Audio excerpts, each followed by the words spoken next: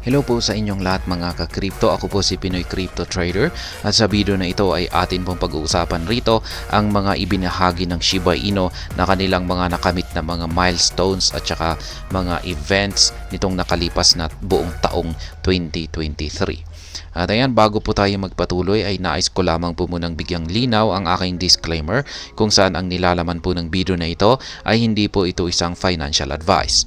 For education and information purposes lamang po ang layunin nito. Maliban po dito ay nais ko na rin pong magbigay babala na wala pong kahit anumang group chat ang Pinoy Crypto Trader. At ayan, ang sabi po rito ay sa pagbagsak ng taong 2023 curtain ay sinikap ng Shiba Inu team na i-recap ang pinakamahalagang kaganapan na naganap sa loob ng Shiba Inu ecosystem sa buong taon. Ang 2023 retrospect ay ginawa ang karamihan sa ikawalong edisyon ng The SHIB Magazine. Ayon kay Shiba Inu, isang mainam na paraan upang simulan ang bagong taon ay sa pagninilay sa mga tagumpay mula sa nakaraang taon at pagtatakda ng mga adhikain para sa susunod na taon. Kaya yan po yung actual na post ng SHIB. Ayan, the 8th edition of the SHIB Magazine, a recap of 2023 is out now. Yan, umpisahan po natin dito sa Shiba Inu Wagmi Temple Hub debut. Yan, noong March 10, nag-debut ang Wagmi Temple Hub ng SHIB The Metaverse sa South by Southwest Festival. Nag-alok ito sa mga dumalo ng eksklusibong preview ng Metaverse Hub. Yan, ang sunod naman ay ang Outer Edge. Noong March 20 ay na-featured si Shiba Inu sa kaganapan ng Next Gen Storytelling sa Outer Edge, LA. Binigyan diin ng kaganapang ito ang intersection ng storytelling, Web3 at Metaverse. Kapansin-pansin si Shiba Inu, Metaverse Advisor Marcy Jastrow ay isang panelist sa kaganapan. Tinalakay niya ang kahalagahan ng mga interactions ng peer-to-peer sa Web3 at ang mahalagang papel ng community sa pagsasakatuparan ng pananaw ng SHIB The Metaverse. At ayan naman po si NAB Show.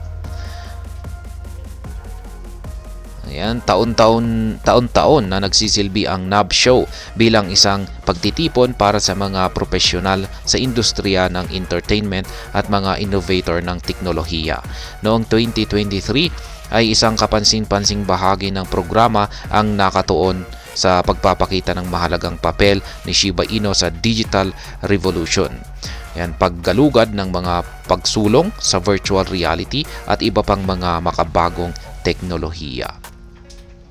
Yan, Consensus 2023. Noong April 2023 Consensus Conference ay kinatawan ni Shiba Inu Marcy Jastrow ang SHIB Army. Ang kaganapan ay nakabuo ng mas mataas na interes sa SHIB mula sa industriya ng entertainment at naglabas ng mga karagdagang pagkakataon para sa Shiba Inu. Yan, ETH Toronto. Higit pa rito, ang Shiba Inu team ay nagtalo ng ETH Toronto ay mahalaga sa pagsulong ng impluensya ni Shiba Inu sa blockchain realm. Kapansin-pansin, si Shiba Inu ang title sponsor para sa ETH Woman at ng Blockchain Futurist Conference. Ang mga kaganapang ito ay naganap sa Canada sa pagitan ng August 15 hanggang 16.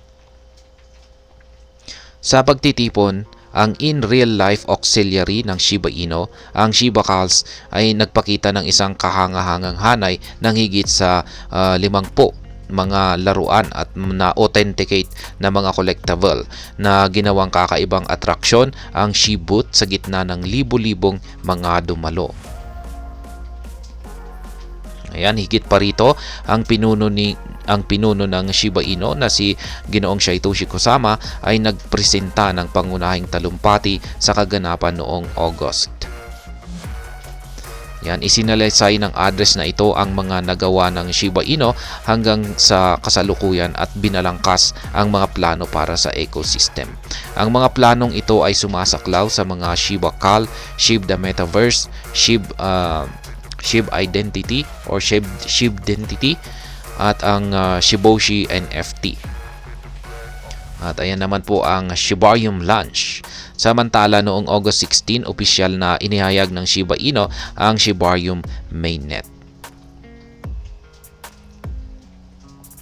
Yan, sinasagot ng Shibarium ang laganap na mga hamon sa scalability ng mga user. Nag-alok ito ng platform para sa mga individual na interesado sa pagbuo ng mga project sa dedikadong blockchain ng Shiba Inu. Ayon sa team, kung ano ang nagpapahiwalay sa Shibarium ay ang natatanging papel nito sa pagpapagana sa governance ng Shiba Inu at sa balangkas ng Shiba State. Yan ang partnerships at saka ang friends. Noong 2023, si Shiba Inu ay nagpanday ng partnerships na may ilang kahangahangang project na nagbabahagi ng isang karaniwang layunin para sa crypto ecosystem. Ayan, halimbawa, opisyal na inihayag ng Shiba Inu ang collaboration sa Manny Pacquiao Foundation at D3. Ang koalisyon ay umaayon sa hangarin ni Shiba Inu na simulan at linangin ang mga koneksyon sa mga nangungunang tatak at industriya upang mag-ambag sa kapakanan ng community. Yan, Shiba Inu token burns. Noong December 4, sinunog ng Shiba Inu ang 8.24 billion na SHIB token sa isang transaksyon. Pagkalipas ng 2 linggo, sinunog ng team ang isa pang 8.61 billion na SHIB token. Noong December 23, inalis ng Shiba Inu crew ang mahigit 17 billion na SHIB token sa 2 transaksyon. Sa kabuuan, nabura ng team ang kabuuang 33.8 billion na SHIB mula sa sirkulasyon na idinagdag sa mahigit 76 billion na Shiba Inu ang nasunog noong 2023. Sa huli, habang ang SHIB at ang mas malawak na mga community ng crypto ay nagpaalam sa isang taon na puno ng mahahalagang milestone, ang Shiba Inu ay determinado sa pananaw at layunin nito na sinusubaybayan ang paglalakbay nito mula sa katamtamang simula ng panahon ni Ryoshi. Yan ang Shiba Swap. Sinabi ng team ng Shiba Swap na ang Shiba Swap ay sumasailalim sa makabuluhang mga update, kabilang ang mga kakayahan sa pag-host para sa mga transaksyon sa LP or liquidity pool at ang Shibarium. Nangangako ang pagsasama sa hub ng muling idinisenyong karanasan ng user na isinasama ang mga advanced na feature ng DEX tulad ng concentrated liquidity at seamless reward claiming. Kaya yan po yung mga matitinding kaganapan at mga milestone na nakamit ni Shiba Inu nitong nakalipas na taong 2023. At ayan, hanggang dito na lamang po tayo sa video na ito. Sana po ay inyong nagustuhan ang aking paliwanag dito. Kung inyo po itong nagustuhan ay pakiclick lamang po ang like button nito. Para naman po sa mga bago lamang dito, kayo po ay aking inaanyayahan para mag-subscribe. Pakiclick na rin po ang bell icon nito dahil ito po ang siyang magsisilbing notification nito sa mga bago kong videos na akin pong ina-upload sa aking YouTube channel na ito. Marami pong salamat sa panunood, ingat po tayo lagi at God bless po sa ating lahat.